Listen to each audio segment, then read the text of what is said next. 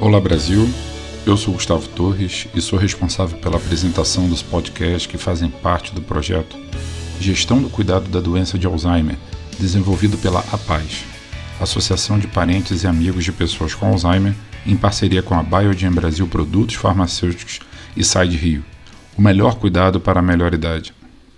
O 10º episódio traz as participações da fisioterapeuta Liege Maria Leal e da professora de Educação Física Andréa Deslandes, que abordarão os temas preservação da autonomia física nas demências e a promoção da saúde do idoso. Bem-vindas, Liege e Andréa. Olá, saudações a todos. É uma grande satisfação fazer parte deste projeto para falar da importância da fisioterapia nas pessoas com demência. Um trabalho que eu faço com muito carinho. Obrigada, APAS, pela confiança. Bem, sabemos que a atividade física é importante para a saúde e qualidade de vida de qualquer pessoa. No caso da demência não é diferente, passa a ser de suma importância, que a fisioterapia ela é vista como reabilitação em geral, mas na verdade ela trabalha na reabilitação em várias áreas, mas ela trabalha muito na prevenção. E no caso da demência, especificamente da demência de Alzheimer, a demência de Alzheimer ela tem várias fases. A fisioterapia atua em todas as fases da doença. Nas primeiras fases, ela vai atuar com o objetivo de lentificar o processo da doença, ativar a parte motora, mental, emocional desse paciente. Na fase mais avançada, ela vai atuar como prevenção, não sem olhar também para todas as questões que eu já falei, mas ela vai muito na prevenção das complicações que essa inatividade vai trazer, as complicações clínicas que acontecem com o paciente em inatividade. Portanto, o procedimento fisioterapêutico ele visa minimizar o sofrimento, prevenir as complicações, atenuar as morbidades, manter o bem-estar, preservar a dignidade da pessoa. Na fase avançada, as complicações são muito comuns, como eu já falei, como, por exemplo, as complicações musculoesqueléticas. Essa inatividade leva à osteoporose, leva à diminuição da força de contração muscular, à diminuição da resistência muscular, à atrofia muscular, podendo chegar à fibrose e à anquilose. E isso não é incomum de se ver quando o paciente não tem oportunidade de fazer esse trabalho. Então, a fisioterapia utiliza de várias técnicas de acordo com a necessidade e a capacidade de resposta de cada paciente. Vamos usar movimentos ativos assistidos e movimentos passivos. O que é isso? Os ativos trazendo a resposta do paciente de tudo aquilo que ele ainda pode dar, de tudo aquilo que ele ainda pode entender e sempre buscando a funcionalidade dele. Quando não tem mais essa condição, movimentos ativo assistido, ajudando a pessoa a fazer o movimento ou até os movimentos passivos. É um erro acreditar que trabalhando passivamente a musculatura, perna, braço de um paciente, ele não está fazendo nada, não está atuando. Está sim, ele está estimulando a fisiologia de toda a clínica, toda a fisiologia desse organismo. Então, é muito importante usar também as técnicas corretas, porque o paciente com essas complicações e a própria demência traz uma espasticidade, que é uma rigidez dos movimentos. Isso é muito comum, ele pode chegar até uma posição fetal, um braço enrijecido, uma mão fechada que você não consegue mais abrir. Isso é uma espasticidade, joelhos dobrados. Então, as técnicas adequadas ajudam a soltar e não deixar que chegue a esse ponto. E isso é muito importante. Então, se usar a técnica errada, em vez de você liberar e soltar, você pode até aumentar essa espasticidade. Então, a coordenação fica reduzida, o controle motor, os impulsos sensitivos, as sensações, a sensibilidade fica reduzida. Problemas respiratórios, a capacidade vital reduzida, resistência respiratória, tosse prejudicada, aumento das infecções respiratórias, pneumonias. Então, nós vamos atuar estimulando o diafragma, aumentando essa capacidade e essa complacência pulmonar. As questões renais, as estágios renais, aumento de infecção urinária é muito comum.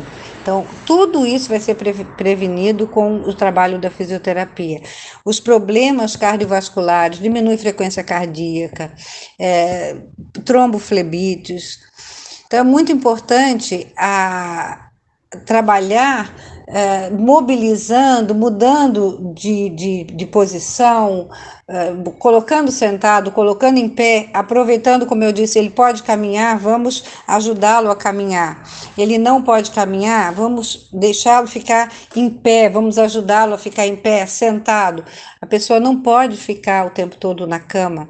Então, problemas digestivos, é muito comum a constipação e a diminuição da peristalse. Então, o estímulo do movimento, mais as massagens abdominais, vai estimular esse intestino a funcionar. Então, é muito importante essa mudança de decúbito, essa mudança, transferência para a cadeira. Então, a fisioterapia, ela vai ajudar em todo esse processo, mas também como orientação para os familiares. Como seria essa orientação? Mostrando e ajudando das técnicas de transferência e de mudança de decúbito, que seriam as mudanças de movimento. Para quê? Principalmente olhar muito para as questões de complicações de pele, que são as prevenções de úlceras de decúbito, as escaras. É muito importante, quanto mais o movimento, porque diminui essa a hidratação da pele, diminui, há um ressecamento da pele, fica muito fininha. Então, é muito importante a orientação para a mudança de decúbito.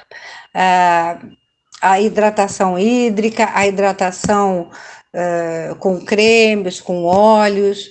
Então, o fisioterapeuta vai 2 ou 3 vezes por semana, mas ele vai orientar os familiares, os cuidadores, profissionais, como lidar com essa situação.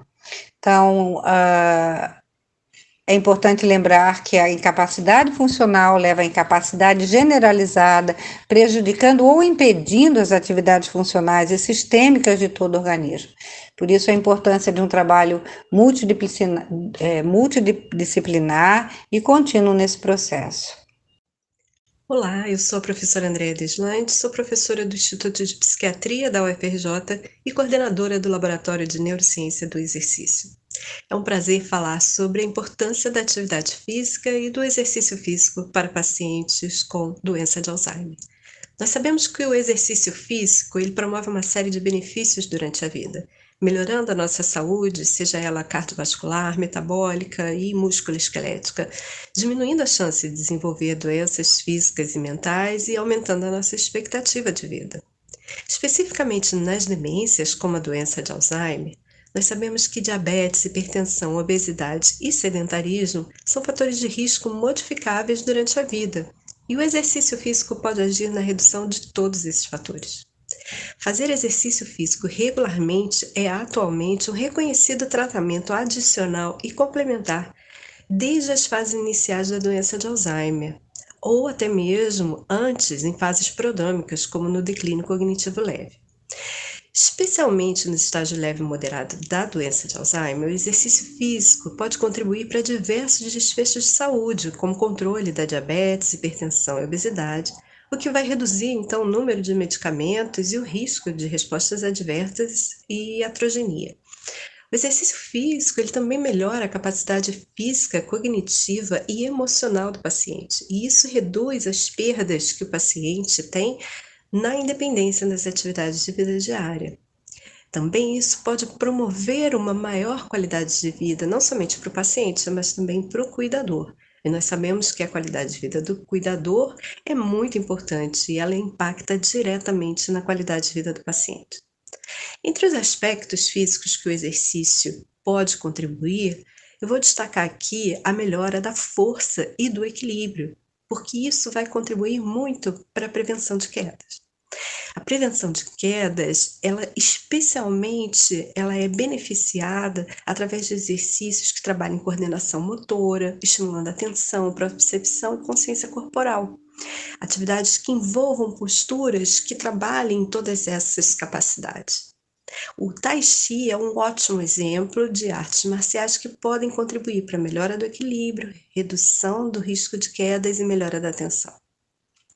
Outro aspecto muito importante no paciente com doença de Alzheimer e em idosos de um modo geral é a manutenção da força, pois nós sabemos que com o processo de envelhecimento existe uma perda tanto de massa magra quanto de força, cerca de 10% a cada década. E isso vai impactar na funcionalidade, pois nós precisamos de força para as atividades de vida diária, sejam instrumentais, como carregar compras no mercado, pegar um transporte público e subir as escadas do ônibus, mas também nas atividades de vida diária básica, como levantar da cama, sentar no vaso sanitário. Tudo isso nós precisamos de força. E se perdemos a força, nós vamos precisar então de alguém para nos ajudar, perdendo nossa independência e autonomia. A boa notícia é que em qualquer momento da vida nós podemos estimular nossos músculos, trabalhando a força deles e revertendo esse quadro, melhorando a força. Mas para isso é necessário realizar exercícios específicos de força supervisionados, respeitando os princípios de treinamento, como a sobrecarga progressiva e a individualidade biológica. Um outro ponto bastante interessante é que, além do exercício melhorar as capacidades físicas, ele pode melhorar também a saúde mental e as funções cognitivas, reduzindo sintomas de depressão e ansiedade e melhorando funções como, por exemplo, a memória e as funções executivas.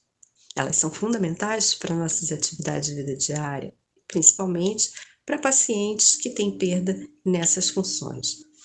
Um outro aspecto que é importante também são os sintomas neuropsiquiátricos em pacientes com demência, pois o tratamento farmacológico para esses sintomas é extremamente difícil.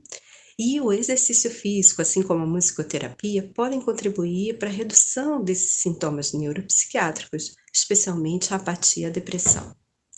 A recomendação do Colégio Americano de Medicina do Esporte, a Organização Mundial de Saúde e, recentemente, o Guia de Atividade Física para a População Brasileira indica que idosos, de um modo geral, devem fazer 150 minutos de atividade física moderada semanal.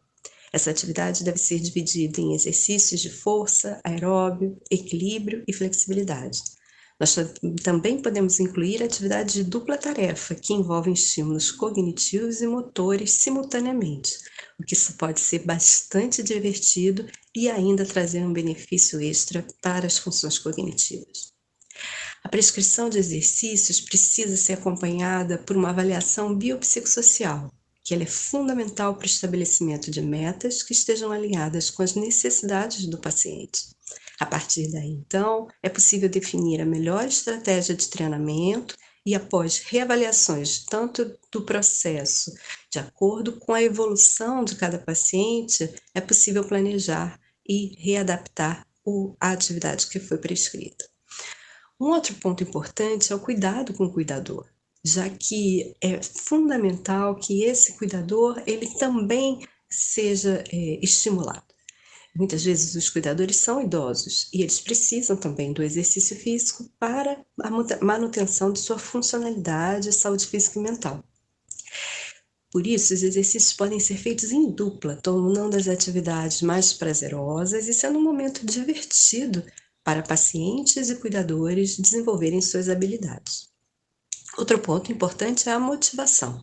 As atividades precisam ser prazerosas e devem respeitar a história do paciente e as suas preferências. As atividades com música podem ser uma excelente fórmula de estimulação cognitiva e motora, promovendo efeitos ainda melhores e favorecendo muito a motivação. Antes de finalizar a nossa conversa, é preciso lembrar que, além dos exercícios físicos, nós precisamos reduzir o tempo sentado, que nós chamamos de comportamento sedentário, que é o tempo em vigília, sentado, reclinado ou deitado.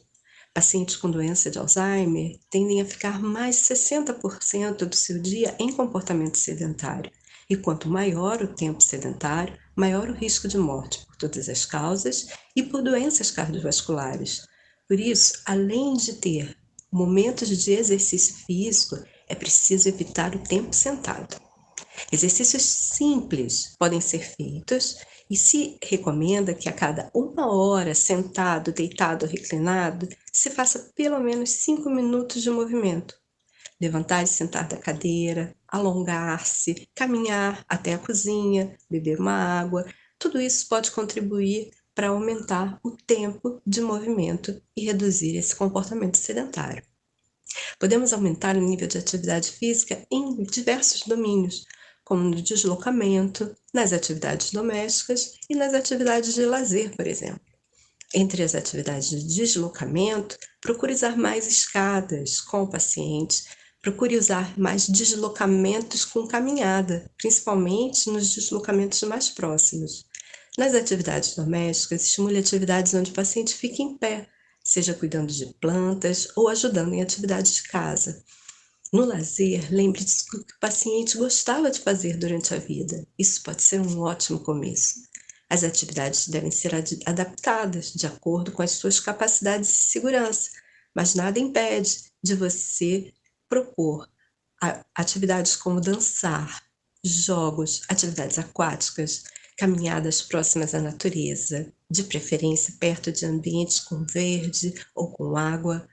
Mesmo em casa, fazer exercícios com música ou com realidade virtual pode ser mais divertido e estimulante.